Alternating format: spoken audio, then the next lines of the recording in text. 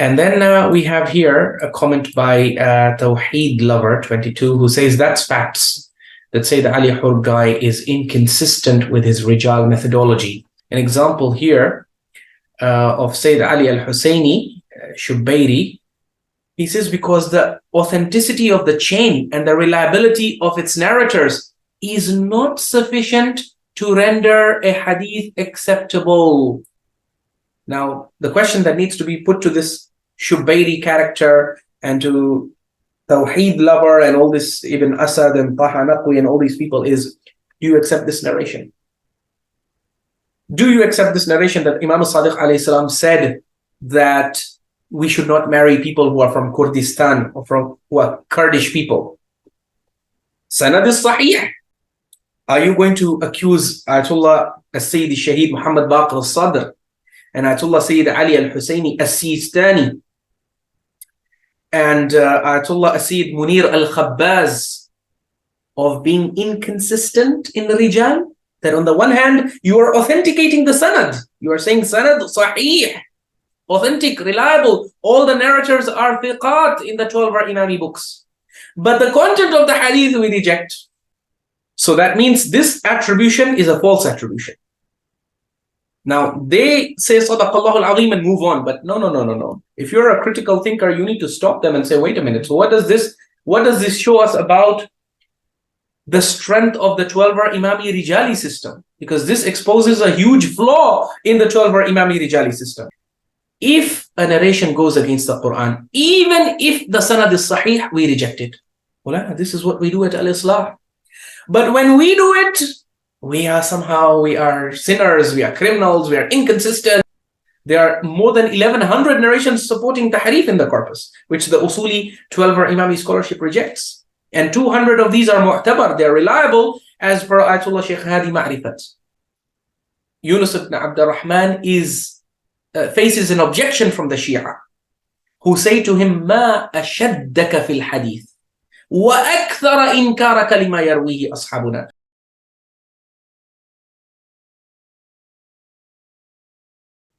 Bismillah ar-Rahman ar-Rahim. We begin in the name of Allah, the Most Beneficent, the Most Merciful. There is a thread on X that I have been asked to comment on after it was shared with me. So I'll put it up here for everyone to see.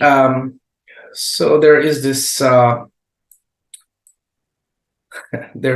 photograph with the caption, just because one side is wrong doesn't mean you run to the other side. So on one side you have Rizzi, this highly sectarian, blind akhbari kind of character, and I think they're trying to put yours truly on the other side, as if to show that this is the other extreme. So here you have a very stinking sectarian kind of Imami Twelverism, and on the other hand you have the polar opposite. And so just because one side is wrong, just because Rizzi is wrong, doesn't mean you should run to the other side. This is posted by someone who goes by the name Taha Naqwi.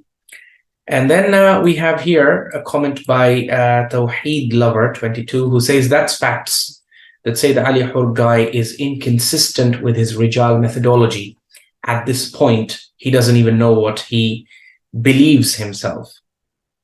And Ibn Asad responds by saying, I was going to do a video myself calling him out on various claims, but I rather not give him the attention. I think it's a bit too late for that now, given how many people have found out about Islaah and the hundreds of letters that we get on a daily basis from people in our communities around the world, both Khoja and non-Khoja, who write to us telling us how they have benefited from the discussions and how their eyes have been opened up by the exposés that have been undertaken by this channel. But I want to address this, the larger point that is being made here. And in fact, this is a point that is being made by other people who also don't like the work that we're doing. This is an argument that they frequently hide behind, and sometimes they even get exposed as they're doing so. We have an example here of Sayyid Ali al-Husseini, Shubayri. He also was writing about me in a certain post, and he wrote, the issue about him So this post was about, it starts with him ranting about this Kamoonpuri. The Batri is a cunning, sly, deceitful, and slithery, snaky individual. My God, the adjectives. The English is pretty good. The Arabic, I cannot say, because Batri is actually a mispronunciation. It's actually Butri or Bitri. So yeah, the fact that these people do not even know how to pronounce early Shia sects says a lot about the names of early Shia sect, says a lot about how much they know about Shiaism. But in any case, he goes on to say that, look, I don't have the time to go through all his videos and watch hours of them. So obviously, you can see their critique is not based on tatabbu'. It is not based on something that's considered to be a very important thing. If you're going to critique someone, you have to thoroughly and comprehensively study what they have argued, what they have written, what they have spoken. But these people obviously don't have the time, they don't have the stamina, they don't have the effort. But overall, they just don't like the da'wah, they don't like any talk of Islaah, and so they just condemn and criticize without, and label without even actually understanding what we are all about. This is a trait that they have inherited from the kuffar and mushrikeen of Mecca, for whom Allah subhanahu wa ta'ala says, in Surah Yunus, بَلْ كَذَّبُوا بِمَا لَمْ يُحِيطُوا بِعِلْمِهِ. They have declared false, they have rejected that which they have not even encompassed fully with their knowledge. So in any case, this critique, which is based on lack of knowledge, goes on to say the issue about him is he doesn't have any solid standards of what he accepts. Even if you give some Sahih Shia ahadith, he won't accept them if he doesn't like the matn. And plus, if he's a mix of everything, then one can't actually compel him to much evidences. So as you can see, this is a common critique that is launched against Al-Islah. It's not a serious or sincere critique. It is generally launched and directed at us by people who have not bothered to study and go through Al-Islah content, and they have not seriously and sincerely studied what we are all about. And that's why they get exposed really bad when someone who knows more about Al-Islah is in the picture. So you can see just beneath this post, you have a sheikh by the name of Yahya al-Muthanna. He addresses Sayyid Ali al-Husseini. He says, do you believe? So he's critiquing us. Shubayri character is critiquing us for what? He's saying that he doesn't have any solid standards. Even if you give him Sahih Shia Hadith, he won't accept them if he doesn't like the matan. So look at the response by Sheikh Yahya al-Muthanna. He says, do you believe that most scholars you have shared and supported the work of, number one, abide by all Sahih reports, or two, do not engage in matan criticism with Sahih reports they do not like the content of, or three, have particularly consistent standards for how they assess evidence? Whatever I ask is something which the proponents of these movements would ask someone leveling the same critique. Let's be careful with what we're saying if it's going to collapse the foundations of everything. So I don't know if you people have managed to understand this critique. It sounds a bit technical, but basically what he's saying is that Al-Islah is being criticized, that you people don't have any solid standards, you don't have any consistent Rijali methodology, you even reject Sahih Shia ahadith. Okay, Al-Islah is being accused of that. But what about the traditional scholars, the scholars that this guy, the Shubayri character, Sayyid Ali al-Husseini, this guy has promoted scholars, and basically not just him, but this is true of the entire Marji'iyya, the Shia, Twelver Imami Shia Marji'iyya. These questions can be asked about it, and the answer will shock you. Does the Marji'iyya, does the highest level traditional Twelver Imami scholarship abide by all Sahih reports? Do they not engage in matan criticism with Sahih reports that they do not like the content of? And do they have particularly consistent standards for how they assess evidence? Now, the Sheikh has not answered these questions over here because he's not in the position to elaborate, but since I'm in a position to elaborate, I can refer you to an article here by, or rather the transcript of an important lecture by Sayyid Munir al-Khabbaz. World Federation and Aftab are now referring to him as Ayatullah, as Sayyid Munir al-Khabbaz, perhaps in preparation to hoist him as a successor to the current Supreme Marja. But yeah, all of a sudden they've started referring to him as Ayatullah, and indeed he is part of the higher echelons of Twelver Imami scholarship. He has this entire lecture that's entitled Al-Manhaj Al-Imami fi Qira'at al-Nas, the Imami methodology of reading texts in the Twelver Imami corpus. How do the Imamis read the texts, the narrations which are found in the Twelver Imami corpus? And so he says that, look, he says the question we are throwing over here is هل أن كل حديث صحيح من حيث السند بمعنى الرواة ثقة وأهل للمدح يؤخذ به. He says that the key question, the central question we want to address in this lecture is whether every sahih hadith, which is sahih and authentic in terms of its sanad, in terms of its chain, meaning that its transmitters and narrators are reliable and praiseworthy, every such hadith, yukhadhu bihi, do we take it? Do we accept it? Al-jawab la. He says the answer is no. إذ أن صحة السند ووثاقة رواته لا تكفي للأخذ بالحديث. He says because the authenticity of the chain and the reliability of its narrators is not sufficient to render a hadith acceptable. Why not? He says because لا بد من قراءة مضمون الحديث, because we have to study the matn, the content of the hadith as well. So what do you see here is that these people who are critiquing us, unfortunately, they are either ignorant lay people, or they are wannabe scholars, people who pretend to be scholars, but they don't even know what the Imami manhaj, what the standard Imami methodology is. Even in the traditional Imami methodology, they do not accept all sahih sanad narrations. Aslan, they don't accept that a sahih sanad is any guarantee that the Imam really said it. And they have very good, solid reasons for this, which we also accept. But when we apply these standards and reject sahih narrations in the Twelver Imami corpus, because of these standards, we are labeled as being inconsistent with the Twelver Imami corpus and with Twelver Imami Rijali methodology. But when the Marji'iyya does it, when the highest level scholarship does it, and at least, they do it a lot of the times for sectarian reasons. We don't reject hadith or narrations in the Twelver Imami corpus out of any sectarian. We have no affiliation to sectarianism, right?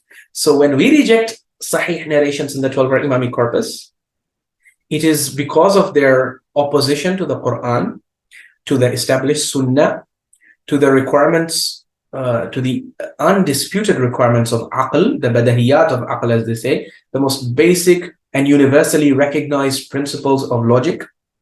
We reject sahih Imami narrations when they contradict the established facts of history, when they contradict the established facts of science. And in doing so, we are no different from our approach is no different from that of the Marji'iyya, except in the matter of sectarianism. That there are narrations in the Twelver Imami corpus which the Marji'iyya, sahih sanad narrations, which Marji'iyya will reject because it does not suit them. They don't like the content, and it goes against their sectarian beliefs, their preconceived sectarian beliefs, whereas we don't have that issue. We will accept sahih sanad narrations provided they agree with our well-established criteria, which is muwafaqatul kitab, agreement with the Book of Allah and the established Sunnah of the Messenger and the established realities and facts of history and aql and science. We will accept many narrations, many sahih sanad narrations, which the Marji'iyya does not accept, interestingly. So are you going to accuse and criticize the Marji'iyya of being inconsistent? Now you might say, well, Sayyidina, this is all talk.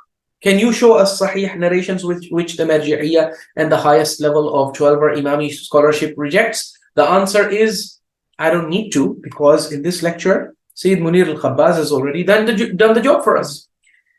He says, he has given a long list. As you can see, this is a long lecture, and he has lined up Sahih narration after Sahih narration after Sahih narration, which the traditional Twelver Imami scholarship rejects, not because of the sanad. Sanad is sahih. All the narrators in the chain have been classified and graded as reliable and trustworthy in the traditional Imami books of Rijal. But the content of the hadith goes against established usul and principles, such as, for example, when it goes against the kitab, when it goes against the Quran.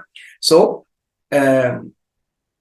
Sayyid Munir al-Khabbaz begins by citing the reliable narration, Muwathaqat of As-Sakuni, and Abi Abdullah alayhi salam, who narrates from Rasulullah sallallahu alayhi wa sallam that he said, Inna ala kulli haqqin haqiqa wa ala kulli sawabin nura. Every truth has a flavor of reality associated with it. On top of every truth is a reality, and with every correct statement there is nur. فَمَا وَافَقَ كِتَابَ اللَّهِ فَخُذُوهُ. So whatever agrees with the book of Allah, take it. And whatever disagrees with the book of Allah, leave it. And so then he gives an example. Sayyid Munir al-Khabbaz gives an example. He says, مِثْلُ مَا مَثَلَ بِهِ السيد الشهيد محمد باقر الصادر في بحوثه الأصولية ومثل به السيد الأستاذ السيستاني دام ظله. وهذا الحديث مذكور في كتاب الوسائل الجزء 20 صفحة 84. He says an example of a sahih narration, an authentic and reliable chain narration in the Twelver Imami Corpus, which has been given and cited as an example by Sayyid Shaheed Muhammad Baqir al-Sadr in his Usuli Buhuth, in his Usuli discussions, and also by Sayyid Sistani, Sayyid al-Ustadh, because he's the teacher of Sayyid Munir al-Khabbaz in the house of Najaf. Sayyid Sistani and Sayyid Shaheed Muhammad Baqir al-Sadr, both of them are top students of Sayyid al-Khuy, and they both give the example of this hadith that's mentioned in Kitab al-Wasail, volume 20, page 84. And it's also there, these kinds of hadith exist in earlier collections, like Al-Kafi as well, where you have a statement attributed to the Imams of Ahlul Bayt alayhimus salam, particularly Imam Sadiq alayhi salam, whereby it is claimed that he said, La tankihul akrad, do not marry Kurdish people from Kurdistan. The Kurds, don't marry them. فَإِنَّهُمْ جِنْسٌ مِنَ الْجِنِّ, because they are a species of jinn. Can you imagine? They're not human, they're jinn, the Kurdish people. كُشِفَ عَنْهُمُ الْغِطَاء, the veil has been lifted from them. This is a hadith with a sahih sanad attributed to Imam Sadiq alayhi salam in Al-Kafi, in Wasail al-Shia. Now, the question that needs to be put to this Shubayri character and to Tawheed lover and all this Ibn Asad and Taha Naqwi and all these people is, do you accept this narration? Do you accept this narration that Imam Sadiq alayhi salam said that we should not marry people who are from Kurdistan or who are Kurdish people? Sanad is sahih. All the transmitters and narrators of this narration, according to both Sayyid Sistani and Sayyid Shaheed Muhammad Baqir al-Sadr, the narrators have no problem in them. They are highly praised in the Imami books. يقول السيدان, both of the Sayyids, Sistani and Baqir al-Sadr, they say هذا الحديث لا نعمل به. This hadith, we do not act upon it. Yani, we don't accept it. وَإِن كَانَ صَحِيحًا, even if it is sahih, the chain is flawlessly reliable and authentic by traditional Twelver Imami standards, but we لا نعمل به, we don't act on it, we don't accept it. Why? لِمُخَالَفَتِهِ لِلْكِتَابِ, because it contradicts the book of Allah subhanahu wa ta'ala. في قوله عز وجل, what verse of the Quran does this hadith contradict? The statement of Allah, وَلَقَدْ كَرَّمْنَا بَنِي آدَمَ وَحَمَلْنَاهُمْ فِي الْبَرِّ وَالْبَحْرِ وَرَزَقْنَاهُمْ مِنَ الطَّيِّبَاتِ وَفَضَّلْنَاهُمْ عَلَى كَثِيرٍ مِمَّنْ خَلَقْنَا تَفْضِيلًا. In Surah Al-Isra, Allah subhanahu wa ta'ala says, indeed we have honored the Bani Adam. Okay, so Allah has honored the Bani Adam, and the Kurdish people are from the Bani Adam, right? So how can you say that, they are from the jinn and we are not supposed to marry them? And this is all. Now, if someone tries to argue, no, maybe this hadith is doing takhsis. So the argument of the Sayyids is innama lisanul ayah lisanun ya'ba takhsis. The language of this verse is so universal, it does not allow or entertain any scope for takhsis, for restricting its meaning. So the question to these Ibn Asads, these Taha Naqwis and these Shubairis and all these people who have a problem with Al-Islah is that, are you going to accuse Ayatollah Sayyid Shaheed Muhammad Baqir al-Sadr and Ayatollah Sayyid Ali al-Husayni al-Sistani and Ayatollah Sayyid Munir al-Khabbaz of being inconsistent in the Rijal? That on the one hand, you are authenticating the sanad. You are saying sanad sahih, authentic, reliable. All the narrators are thiqat in the Twelver Imami books. But the content of the hadith we reject. And this is inconsistent, Maulana. The Taha Asad, the Ibn Asad, the Taha Naqwis, the Shubairis, those who say, oh, but when we bring Al-Islah, sahih narrations from the Twelver Corpus, they reject. So we have brought you a sahih narration now. Swallow it if you can. You will not swallow it. And if you swallow it, you are now being inconsistent with your own scholarship. So Maulana, when we reject sahih narrations from the Twelver Imami corpus or even from the Sunni corpus, Aslan, this is the problem. These people, they don't understand is that the reason why we reject sahih narrations is we know stuff that you people clearly don't know. We have studied material that you people clearly haven't seen. If you study the material we have studied, you will also start rejecting the narrations that we reject. So ultimately, when we at Al-Islah reject a sahih narration in the Twelver Imami corpus, whether it be in support of tahrif, whether it be in support of other forms of ghulu, which we know from other sources, from the Quran and from the Quran verified narrations of Ahlul Bayt, that this claim is ghulu according to the Imams. Then you bring us sahih sanad narrations from the Twelver Imami corpus, that does not mean anything to us. Aslan, and you see now, there is another important point that I want to highlight here, which is that this is something that these Maraja and these higher level Twelver Imami scholars, they shy away from this. They try to skirt around, they beat around the bush when it comes to this question. Although if you press them very hard, they will admit it. But at least in public, they shy away from such admissions. Which is, how did such narrations end up in the Twelver Imami corpus? As in, if the narrators are all thiqat, they are all trustworthy people, and the sanad is sahih, and the narrators are all transmitting this from Imam Sadiq alayhi salam, then why are we rejecting the narration? Well, because we believe Imam Sadiq alayhi salam could not have said any such thing. How could Imam Sadiq go against the Quran? So now what does this mean about, so if Imam Sadiq alayhi salam did not say this, and this is the position of Sayyid Sistani and all the other traditional Twelver Imami scholars, is that we don't believe Imam Sadiq alayhi salam was a racist, wal-'iyadhu billah. We don't believe he condoned racism. He was against racism. So that means this attribution is a false attribution. Now, they say Sadaqallahu al-Azim and move on, but no. If you're a critical thinker, you need to stop them and say, wait a minute, so what does this show us about the strength of the Twelver Imami Rijali system? Because this exposes a huge flaw in the Twelver Imami Rijali system, is that your classical scholars and your scholars of Rijal have been authenticating liars.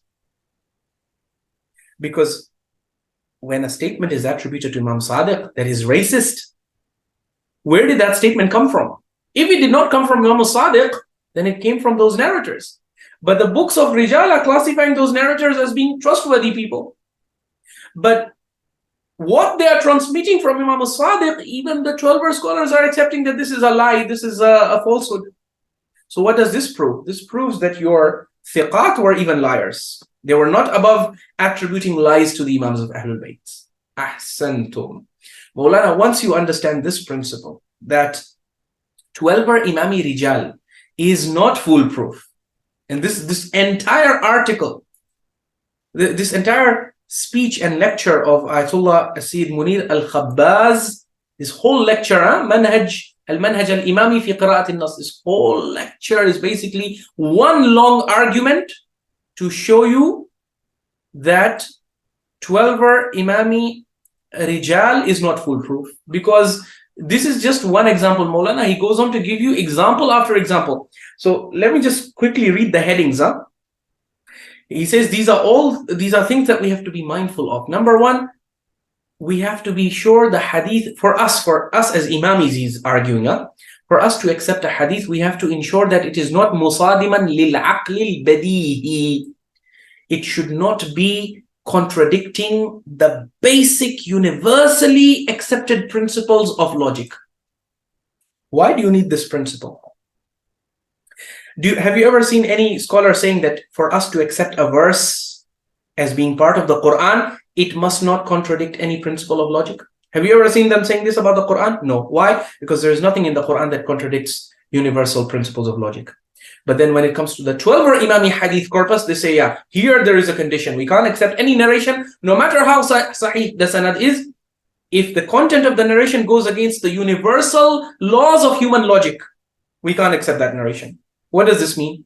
The very existence of this principle and the scholarly emphasis on it shows you that there are multiple narrations in the Twelver Imami corpus which have sahih sanads, but which go against the basic requirements of aql. If it had not been for such narrations, they would not need to stipulate this as a criterion for the acceptance of narrations. And that's why Sayyid Munir al-Khabbaz goes on to give examples. He gives examples under this category. And he gives examples of how the scholars reject sahih narrations when they contradict aql. Criterion number 2, Allah yakun al-khabaru mukhalifa lil kitab. We started with this one. This should actually be number 1. But they like to start with aql, which is not an issue. For us, the Quran comes first. So yes, he says the second criterion is that the narration should not go against the Quran. If a narration goes against the Quran, even if the sanad is sahih, we reject it. Well, this is what we do at Islaah. But when we do it, we are sinners, we are criminals, we are inconsistent. But when the rest of the scholars do it, it's somehow okay. When we do it, we are being inconsistent with the Twelver Imami corpus. We are being inconsistent with Twelver Imami Rijali. But when the scholars reject sahih narrations, it's okay. Yeah, akhi, they are rejecting on the basis of principles, and we are also rejecting on the basis of the same principles, because we also accept this principle that if a narration goes against Quran, ultimately this is the most solid aspect. Those people who say they have no methodology, they have no basis, they have no consistent standards, these are our consistent standards. If you are listening, memorize this. Al-Islaah standards for authenticating narrations. Number 1, agreement with the book of Allah subhanahu wa ta'ala. Agreement with the worldview of the Quran, agreement with the claims and with the truth claims of the Quran. Most of the narrations we reject because of this. Because they don't agree with the worldview of the Quran. After that, agreement with the Sunnah. After that, agreement with the universally recognized principles of human logic. After that, agreement with established realities of history. After that, agreement with established and universally accepted facts of science. All these criteria we accept. And we are not the only ones. The Maraji', the traditional scholars, they also accept this. And they apply these to reject hundreds of sahih narrations in the Twelver Imami corpus. They reject on the basis of the contradiction of those sahih narrations with these established principles. So if you hold this against us, you will also have to be consistent, you will have to also criticize the Marja'iyya then. And you will have to attack and condemn them as well for being inconsistent with the Twelver Imami corpus. The reality is, if you're a sincere and serious person, you can neither criticize and condemn them for this, nor can you criticize and condemn us for this. Because ultimately, the Twelver Imami corpus, if it was all truth like the Quran, then and only then would maintaining consistency with it be something desirable. But because the Twelver Imami corpus is full of lies and falsehood, aslan, you should not aspire to have any kind of consistency with this corpus, because there is no point in being consistent with a corpus that contains lies.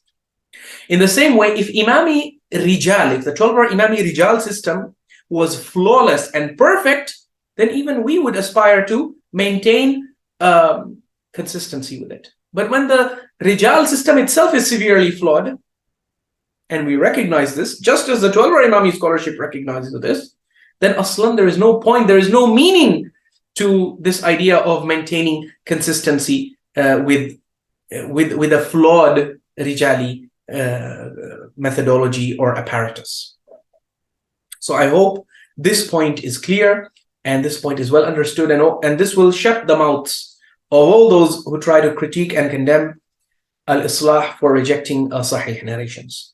No, we only reject Sahih narrations when they go against the established principles, and these principles we were given by the Imams themselves. Imam Rida alayhi salam. The problem is people don't watch the lectures. Go and watch the very first series that was broadcast by Al-Islaah. All this information is there. We presented hadith of Imam Rida alayhi salam. We showed you the attitude of the companions of Imam Rida alayhi salam. Yunus ibn Abd al-Rahman. The complaint of the Shia of the time against him is what? In Rijal al-Kashi, the Sahih narration authenticated by everyone from Sayyid Sistani to Sayyid al-Khuwi to Sayyid Shaheed Muhammad Baqir al-Sadr and his students, Sayyid Hashim al-Hashimi.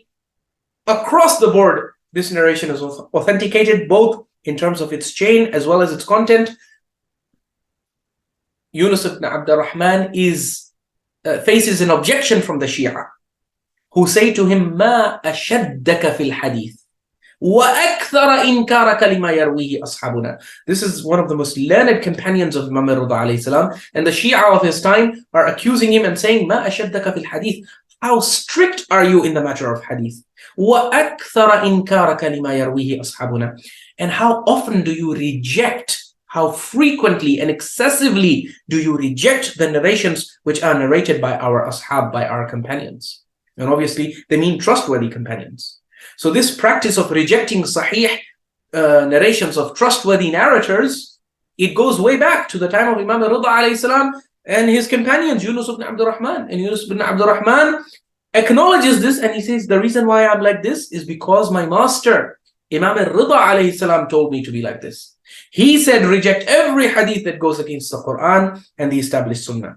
And so if you see me rejecting so many of the narrations of the Imamiyya, it is because they go against the Quran and they go against the Sunnah. And if you see Al-Islaah doing the same, it is only because of that. So if you are sincere and if you are serious, then you should understand that this criticism against Al-Islaah is invalid. It does not hold any water. Because the Twelver Imami corpus is severely messed up. It is severely compromised by lies, by fabrications, by all kinds of falsehoods, which go against the Quran, which go against the Aql, which go against the Sunnah, which go against established facts of history, which go against established facts of science. And so because of all of this, we have to be we have to maintain we have to apply a healthy dose of skepticism to every narration. And we have to follow the approach that Ayatollah Sayyid Kamal al-Haydari claims Ayatollah Sayyid Shaheed Muhammad Baqir al-Sadr used to advocate for in his Bahth al-Kharij lectures, when he used to say that every narration that you place your finger on in Al-Kafi, the very first possibility that you have to grapple with, that you have to consider, is that it's likely a fabrication. Yeah, this is how, because the Imami narrators, even trustworthy, those who are graded trustworthy in the books of Rijal, because they lied so extensively against the Imams, now you have to treat the entire corpus with an extremely high degree of suspicion. And that's why we only take that content from the Imami corpus for which we have verification from the Quran, or for which we have qara'in from established history or established Sunnah, or cross-sectarian transmissions, or from the requirements of logic. From all these other sources, we are able to achieve wuthuq or itmi'nan or qat', that yes, this is indeed the truth, and this is indeed the view of the Ahlul Bayt alayhimus salam. Then we take it and we accept it. Otherwise, we do not. And this is a very logical approach. You see, because it's on September 11, 2001, it was only 19 passengers who hijacked planes and rammed them into buildings. Only 19 passengers were guilty of this.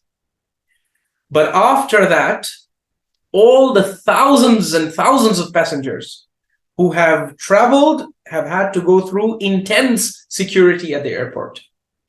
It's not because the belief is that everyone now is a hijacker, God forbid. No. But because 19 people did this, you have to treat everyone as a hijacker at the airport, as a potential would-be wannabe hijacker, until and unless you're able to obtain certainty that no, this guy is unarmed and he does not have he's not showing any signs that he means harm. Until we're able to get that wuthuq and that itmi'nan and that yaqeen, we will treat you with suspicion. That's how airport security works, and that's how Rijal and Diraya of Imami Hadith Corpus also has to work. If you want to save yourself from being deceived by the massive lies and fabrications that the Imami Twelver Corpus is riddled with, you have to adopt this approach. There is no other option. Otherwise, you tell me, the Twelver Imami scholarship, why do they reject so many Sahih narrations? And their rejection of Sahih narrations, what does it prove? It shows you that Sahih narrations in the Imami corpus are no guarantee that the Imams actually said these statements. You need more qara'in. You need more evidence to reach a conclusion. Just one Sahih narration or a handful or a couple of Sahih narrations or even an entire bab of Sahih narrations. There are more than 1100 narrations supporting tahrif in the corpus, which the Usuli Twelver Imami scholarship rejects. And 200 of these are mu'tabar, they're reliable as per Ayatollah Sheikh Hadi Ma'rifat. So what does that tell you about the reliability of the Twelver Imami corpus? You're dealing with an extremely compromised hadith corpus, and that's why you have to adopt very, very strict measures. Otherwise, you will be deceived as people before you were deceived. And because we don't want to be deceived, and we don't like for our communities to be deceived, because these are matters of salvation. We don't want our community waking up on the Day of Judgment to find out that such tall claims that they believed in, because of which they separated their path from that of the rest of the ummah. Some of the most tallest of these claims turned out to be lies attributed to the Imams of Ahlul Bayt. And you won't be able to argue that, Ya Allah, but these lies came to us with Sahih Sanad. Because Allah can argue back and say, well, did you not see anti-Quranic statements that go against aql, statements that go against the facts of science, statements that go against the established realities of history, which your own Twelver Imami scholars had highlighted for you? Had you not seen Sahih narrations in your corpus which contain all these problems? So after that, how did you place blind trust in this corpus? Were you crazy? Were you mad? Were you mentally challenged and deranged? Alhamdulillah, we are not, and we hope our community also wakes up in time to realize that the Twelver Imami corpus is not a corpus you can blindly rely on. And in fact, there is no sectarian corpus in the world that you can rely on eyes closed. For every sectarian corpus, you have to have a skeptical, critical attitude. Every claim has to be verified against the Quran, against the established Sunnah, against the transmission of other sects, because sectarian people lied through their teeth on both sides of the divide. And inside every sect, there were liars who fabricated a hadith to support their sect and to strengthen and bolster their sectarian positions. So yeah, that is the long and short of why we at Islaah reject so many so-called Sahih narrations. وآخر دعوانا أن الحمد لله رب العالمين والسلام عليكم جميعا ورحمة الله